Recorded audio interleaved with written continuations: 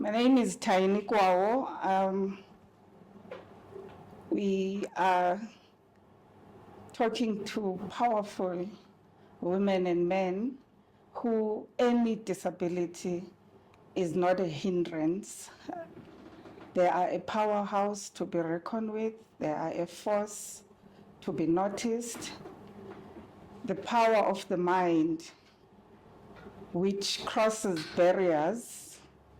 Sometimes you can be in jail, but if you can use your mind, you can be free outside the jail.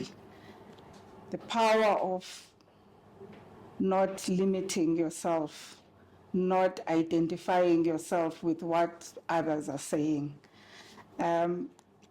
This afternoon, I'm with Narisa Smith, who's a motivational speaker, human rights activist, entrepreneur, paraplegic, and the mother of 4.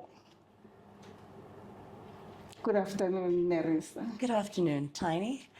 Thank you for having me today. Really appreciate that and how you have introduced me as well. Yes. What drives your passion for human rights as an activist, and then how has your personal journey influenced your work?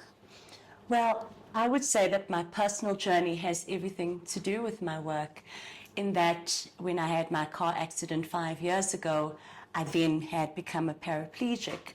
And within that moment, I realized that there's so many people in my position who are vulnerable. And it was really beautiful in that I always describe it as a dark cloud with a silver lining. I didn't look at the dark cloud, I just looked at the silver lining.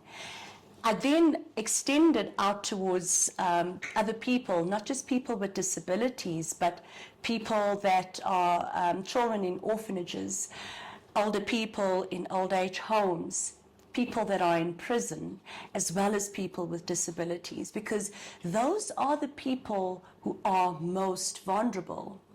And I took it upon myself when I had my injury and realized that I was permanently paralyzed, that there's so many people out there with these kind of vulnerabilities, and that it was time for me to stand up for them, even though I would do it sitting down. Could you share a story where your advocacy made a significant impact? Moreover, I would like to know, what was the turning point?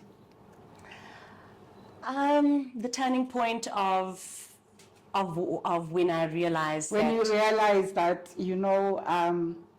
this is what it is. You explained when you were doing your speech how you decided to turn things around. Right. And stop being a victim of the circumstances. Yes, I realized that people with disabilities, they experience a lot of stigma from society, and that the narrative needs to be changed. So when I realized that I was permanently paralyzed and that nothing could be done about it, I wanted, I prayed that this situation becomes, that my healing is accelerated, so that I know how to advocate and help others.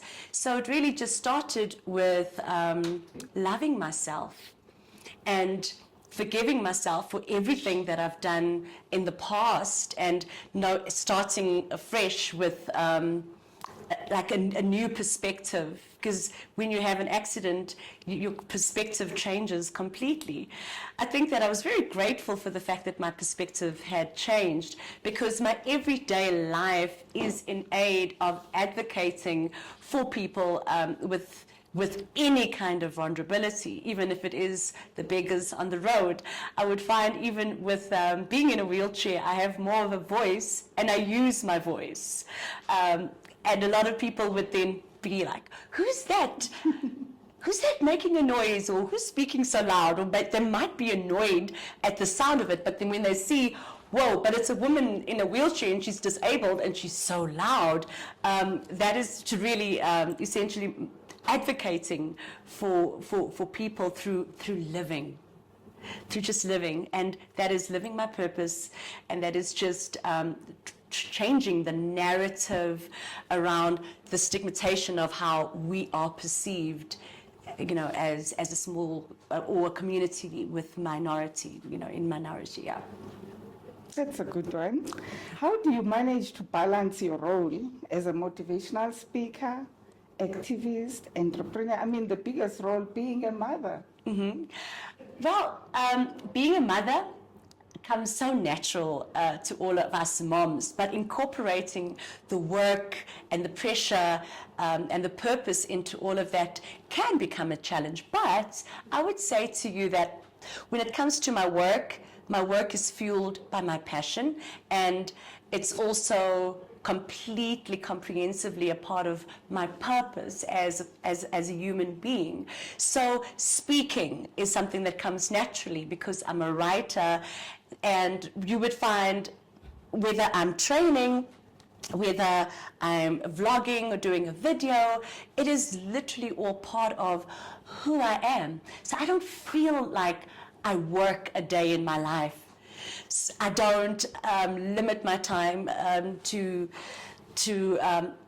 don't have any time limits. So I would still work at 2 a.m. in the morning, because now is the time for me to catch up with my purpose. I realize that I'm far behind, or I feel like I'm far behind. But when I actually do what I love, it doesn't feel like I'm doing anything at all. So juggling between all of that is not as incredibly hard as I thought it would be. I think time management would play a really good, effective role. But yes, being a mom in between all of that is a bit challenging, because you have the sports and you have to be there on an emotional, psychological, physical level for your children. But they also do understand that with work comes purpose, and they also included in that.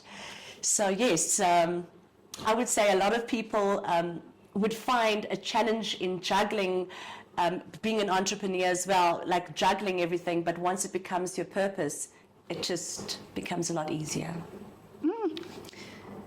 What message do you hope to impact to any audience who happen to be in your space? And when you share your experiences and your activism, what are, the 3 things that you want us to remember you by? Well, I think that when I am around people, and that is able people or people that are disabled people, I normally say they re-enabled people. So we people with not a disability, but a re-ability. And I normally want to communicate the message of my brains might be my legs might be disabled, but my brains work quite fine. And that is, and when I communicate little things like that towards people, it's like the light bulb moment, and that makes me realize just how much of a stigma is attached to people with disabilities. So my aim is generally not for people with disabilities, but with people that are abled as well. And that is to share messages of strength and hope, liberation, empowerment, and love and acceptance. Because when we accept each other the way we are, and get to know each other, and take away the filter and the boundaries and just be human, then you find people open up more, people sort of take to your story. So with my story, I share a story of pain, and through sharing that story, I also bring the element of pain and turn it into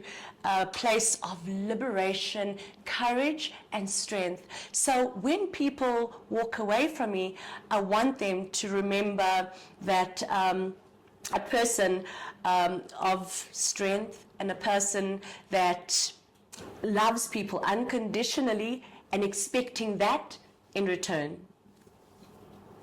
What advice would you give to individuals facing adversity who are striving to achieve their goals? Well, I would say to them, keep on going. Everything is about perception. So don't look at your adversity and your challenges. Don't see it as problems. See it as opportunities. So if somebody asks you, I have so many problems. No, I have got so many opportunities, because those problems need to pose themselves as an opportunity to work, build character, become stronger and more resilient, learn a lesson, and not go back to making the same mistake. So, I think that that for me is important. Just do not give up, and no matter how many no's you get, don't stop until you get a yes. It's as long as you believe in your purpose and your goals and your dreams, and you believe that you're capable of doing it, you will attract that kind of energy. But if you close yourself off and you limit yourself and you don't have a sense of confidence, you cannot portray that. You cannot expect other people to be confident in you. So work within yourself. You are your brand. You are your product. Don't give up, don't stop, and if these obstacles and if these challenges, see it as opportunities to grow and to learn from it. That's what I say. A powerhouse indeed. So my last question will be twofold. The first part will be, what is next for you? Well, it's been 5 years since my accident. And I was involved in the timber industry for over 20 years, from the age of 17, as a female in a male-dominated business. And after I had my injury, it then took a pause. So what I'm looking forward to doing is rehabilitating and resuscitating the business and re-entering the timber and forestry stage as not just a female, but a disabled female. The second thing is I have embarked on a journey of writing an autobiography for prisoners. So I've got 2 high-profile prisoners, and I'm dealing with a book. So, and those are people who are in a vulnerable state. So sharing their stories and also their process of transformation with the world. Also, I am planning on launching, an NPO, which is called Chariots of Champions. And Chariots of Champions is basically an organization that is going to be a platform for people with disabilities, all kinds of disabilities, is it you in the arts or in the media or sports inclined or a writer or a speaker. So we are looking at presenting a one-stop platform that anybody can access, and everything would be there, whether it's institutions that you're looking at studying, information on sexual health, videos on empowerment and increasing confidence and self-esteem. So this is the project that I'm currently working on, and it is in its inception stages. So yes, that is definitely what is next for me. The next thing is me moving from Durban to Johannesburg, Pretoria, and I think that I would love to be more involved in the media and get involved in radio and just have a bigger platform and share my story, not just my story, but philosophy and activating critical thinking, and just share that with a broader scope of people. So that is what's next. That is the plans. Narisa hosts a powerhouse, a dreamer. We're going to follow and check as you reach all these summits that you are putting for yourself. All the best, and thank you for spending time with us. Thank you so much, Tiny, for having me. Thank you. Thank you.